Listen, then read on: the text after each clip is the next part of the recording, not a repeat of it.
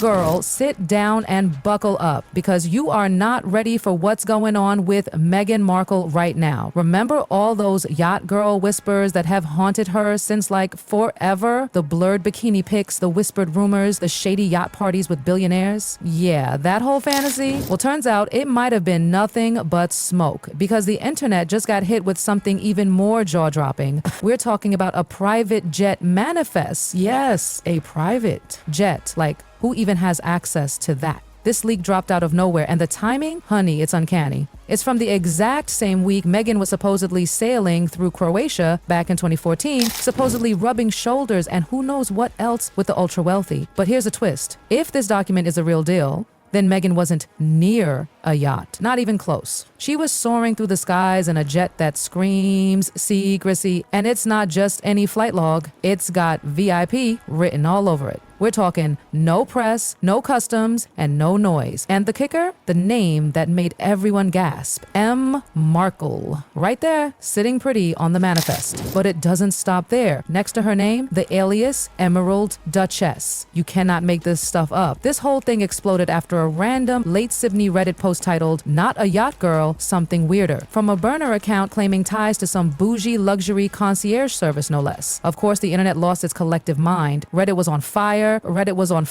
and Telegram gossip rooms, they were practically vibrating. People were matching tail numbers, digging into villa bookings in Tuscany, and dissecting flight codes like we were all part of some digital Illuminati. But the big question? If Meghan wasn't on a yacht, then what the hell was she doing flying into Florence on a jet booked for elites under an alias and skipping customs like a Bond villain? And girl, the names of other passengers? Blurred, but that didn't stop gossip sleuths from throwing out guesses. A Snapchat investor, an art dealer from Monaco, and someone high up in fashion with Soho house ties. All alleged, obviously. But that doesn't mean people aren't eating it up with a gold spoon. Let's not forget, the summer of 2014 was Meghan's little break from Suits. She was all over her lifestyle blog, The Tig, posting about cappuccinos, sunsets, and girl boss vibes. But then there was always that weird, unaccounted gap. A few weeks just missing. No posts, no pics, nothing. This jet log, it slots perfectly into that blank space. And instead of being on some champagne-drenched yacht with oily millionaires, she may have been tucked away in a private Tuscan villa with power players that make yacht boys look like interns. For years, people begged for proof that Meghan was ever on one of those yachts. And now, ironically, maybe she never was. Maybe the entire story happened way above sea level. It doesn't erase the elite connections or the whispers of strategic networking. It just gives it all an upgrade. We're not talking swimwear and bubbly. We're talking encrypted guest lists, tinted jet windows, and invite-only estates. And let's be real, the yacht girl narrative had a life of its own. It followed her from gossip blogs to royal forums to endless blind items even before she was Harry's girl. The image was clear. Meghan, pre-Duchess, flitting from one billionaire's yacht to another, sipping champagne, tanned and toned, making all the right connections. But now, all of that is wobbling because of one flight manifest. And let me just say, again, it's totally unverified. Like, completely. No official statement, no confirmation from the airline, and definitely nothing from Meghan's team. But you know what?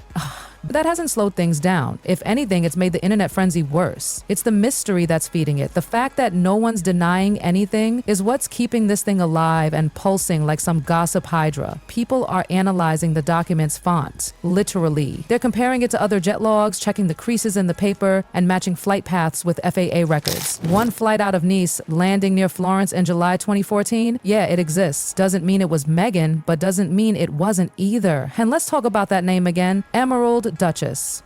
It's too good. Too on brand. Conspiracy theorists are convinced it was her code name. Some say it's been used before in European art parties and VC retreats. Others think it's a total plant. But then there's this Blind Item podcast quoting an anonymous flight staffer who said aliases like that, totally normal for high net worth guests, especially when the trip isn't, initiated by the women themselves. And baby, it doesn't stop there. Digital sleuths are tearing into the file's metadata. A few date stamps were allegedly altered. Is that a red flag? Maybe. Or maybe just recycled templates. But that's the thing. It's just believable enough to mess with everyone's heads. Because whether you bought into the yacht girl theory or not, this adds a whole new dimension. A private jet trip to a super exclusive estate with billionaire types, that's not a denial of scandal. That's a different scandal. So now people are asking, who invited her? Who paid for it? What was going down in Tuscany that needed such privacy? And one name keeps popping up. Marcus Anderson. If you know, you know. Marcus has always been this quiet but powerful figure in Meghan's life. Global membership director at Soho House. Known to be super tight with Meghan. Sat front row at her royal wedding, y'all. Now, whispers are flying that he was never the yacht connector people made him out to be. Maybe he wasn't putting her on boats, but onto jets, into secret villa weekends with real power players. And guess what? A Telegram leak, again totally unconfirmed, just added fuel to this. It showed a WhatsApp screenshot allegedly from someone in Marcus's circle that read, "Air knock this time. These people want no press. She's on the short list." V, as in a venture capitalist, the one who supposedly hosted the mysterious 2014 retreat? Girl, who knows? But the vibes are immaculate and shady, because back then Soho House wasn't just a clubhouse for cool kids. It was the epicenter of networking,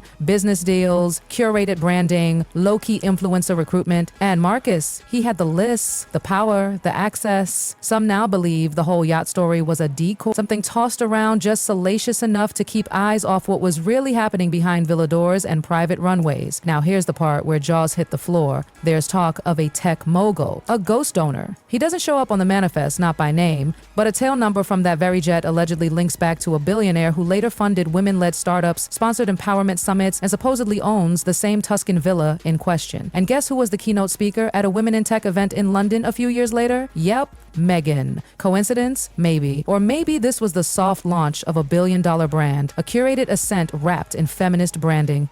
A whisper campaign that turned into a global platform. But here's the tea. If even a shred of this is true, it suggests Meghan's rise wasn't random. It was engineered. Even some entertainment lawyers chimed in anonymously warning, if any part of that manifest is real, especially the alias stuff and the hush-hush Tuscan event, then companies like Netflix could be in trouble for not doing deeper vetting. Because if Meghan Markle's entire narrative of struggle and independence is actually underpinned by a private jet trip to a billionaire's retreat, oof. That's not girl bossing, that's elite maneuvering. And now, Netflix was planning a series featuring Meghan's favorite places.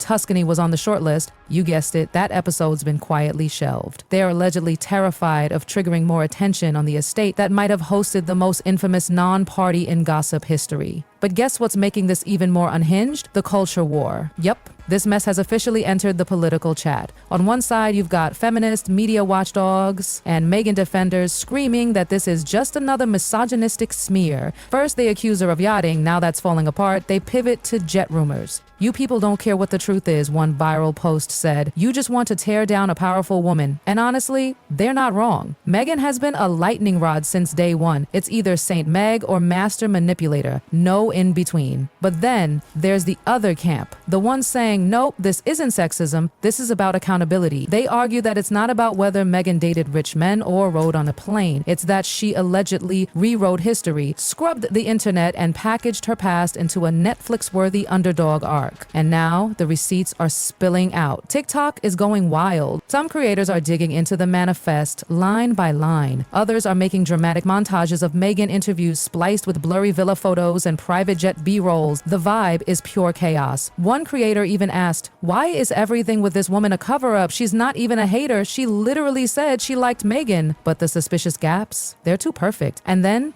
the most chilling twist yet, it's not a document, not a blog post, not a screenshot. Nope, it's a voice. Because apparently a mid-tier podcast host known for exposing celeb secrets via blind items and anonymous call-ins just teased that someone might have come forward, not a tabloid writer, not a gossip columnist, but a stewardess. Allegedly one who was on that jet. And apparently she's been sending encrypted voice memos to the podcast teams. Gossip? Girl, if this is true, we are so beyond gossip now. We are in legend territory. The host didn't release the tapes, not yet, but they posted this ominous teaser. I don't think people are ready for what she said was waiting at the villa. That one sentence, it detonated the internet. Reddit threads exploded, TikTok spiraled, X accounts started connecting dots like crazy. And though no official name was dropped, people are convinced she's referring to Meghan. According to speculation, the stewardess described an arrival procedure that included handing over phones, booking under pseudonyms, and being greeted on the tarmac by security, not staff. The whole thing, creepy AF. Even though it's all unconfirmed, even though it's all allegedly from some encrypted voice note no one's heard outside the podcast circle, it's all people are talking about because if even a sliver of it's true,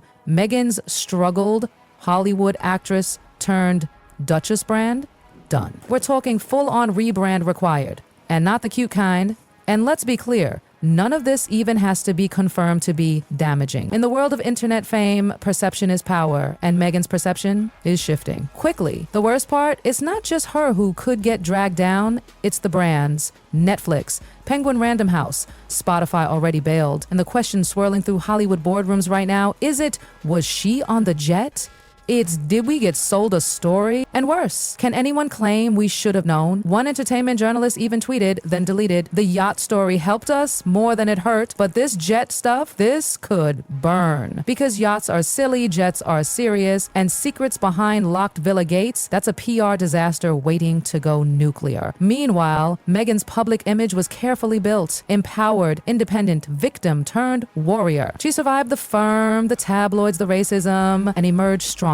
It's a story that felt inspiring, but now people are asking, was that version of Meghan even real? Or was it part of a very curated, very expensive rollout? And if there's one thing the internet cannot resist, it's a takedown of a carefully constructed brand. Add to that a growing digital cleanup operation, influencer accounts gone poof, and you've got conspiracy candy. People are already uploading Emerald Duchess files to Google Drives, creating backup folders, saving screenshots in batches. One travel photographer even said he was politely asked to remove old photos from a certain Tuscan estate. He didn't name names, but baby, the comments section exploded, and now his account is gone too. It's giving full-on Streisand effect. The more people try to erase it, the bigger it gets. So now we wait. We wait for that podcast teaser, for a smuggled voice clip, for the stewardess to go on record, or for someone else to drop even juicier receipts. Because this story, it's not slowing down. If anything, it's evolving.